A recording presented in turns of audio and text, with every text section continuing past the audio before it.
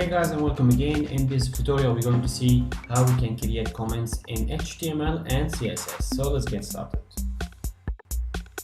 Writing comments in HTML and CSS is highly recommended, especially if you have a big base of code. So comments will make your life easier knowing what code does what.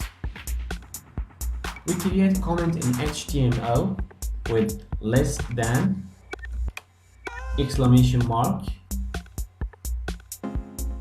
then 2 dashes, and then we write the comment here,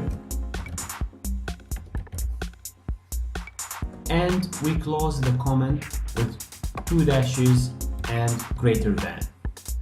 So as you can see here, my comment is in between these two tags.